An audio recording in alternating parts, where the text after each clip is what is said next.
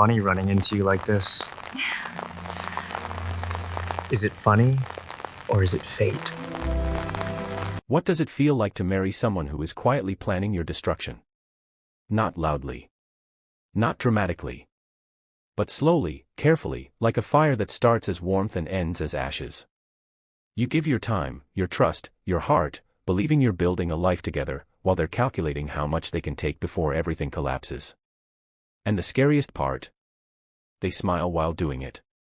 But here's the twist no one tells you: sometimes, the person who tried to destroy you becomes the reason you finally rebuild yourself into something stronger, and find something real. Daniel Park was not a man who believed in weakness. In Seoul's shadowy underworld, his name carried a quiet authority. He didn't need to shout, didn't need to prove anything. His power spoke for him. Everything he had, he earned through discipline, strategy, and sacrifice. Then he met Natasha.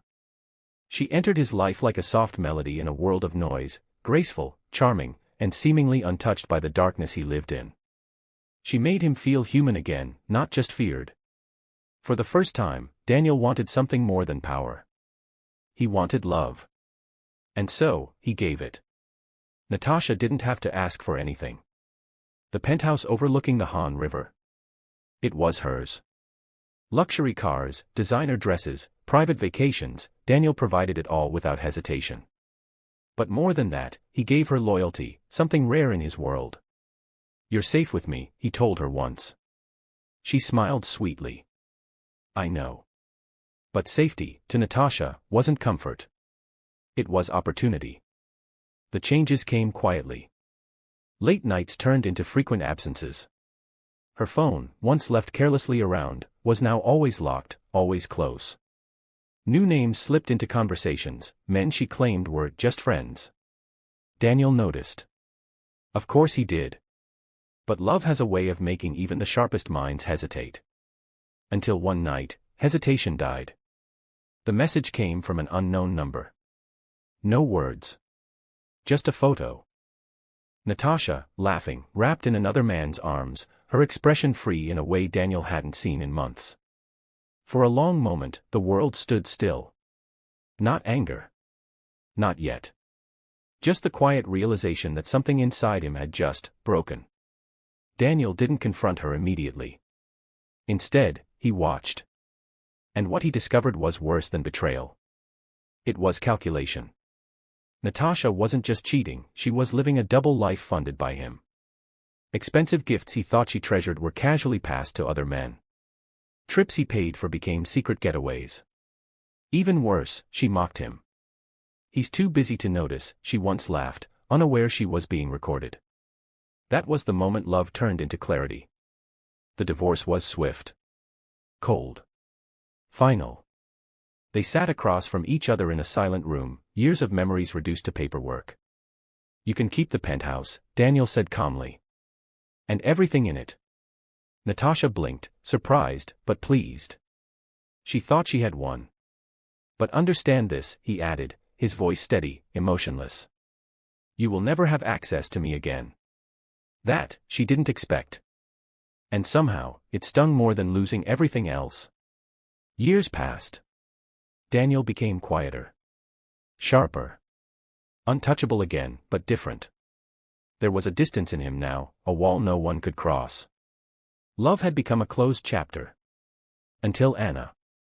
She wasn't extraordinary in the way Natasha had been. No dramatic entrance. No dazzling charm. Anna was real. She worked at a small bookstore, lived a simple life, and spoke with a sincerity Daniel found disarming. She didn't know who he truly was at first, and when she found out, it didn't change her. That confused him.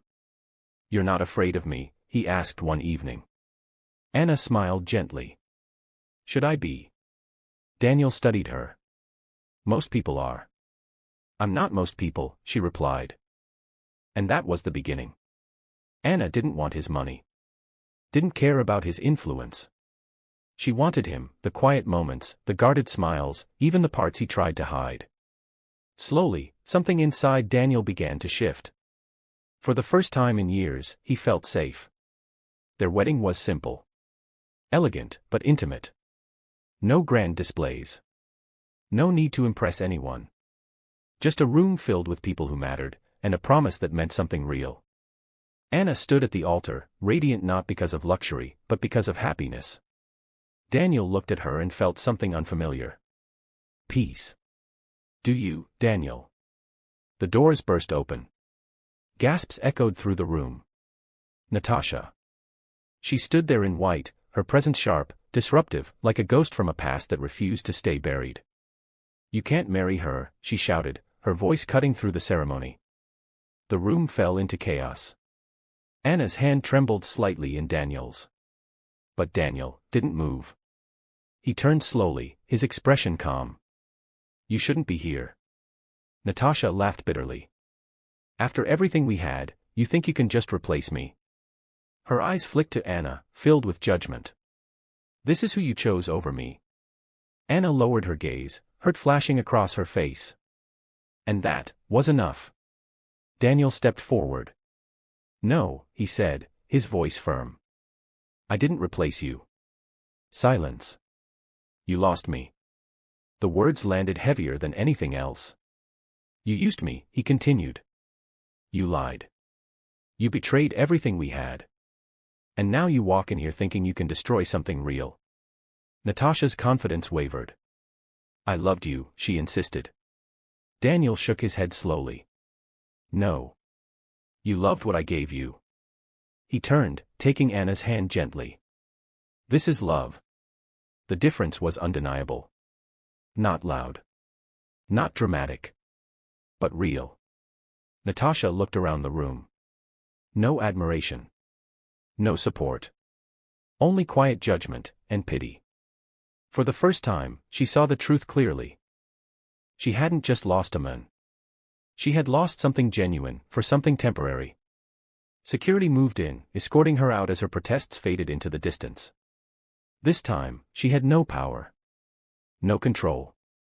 No place. The room settled. Anna looked up at Daniel, uncertainty in her eyes. Are you okay? She whispered. Daniel smiled softly, something rare, something honest. I am now. He turned back to her, his voice steady. Do you trust me? Anna nodded. Yes. And this time, when he placed the ring on her finger. It wasn't built on illusion. Not on manipulation. Not on fear of loss. But on truth. Because sometimes, the greatest revenge isn't proving someone wrong. It's finding something so real that their betrayal no longer matters. And in the end, Natasha didn't destroy Daniel. She revealed what he truly deserved. And this time, he didn't lose it. Thank you for watching this video. Like and subscribe for more awesome videos story like this.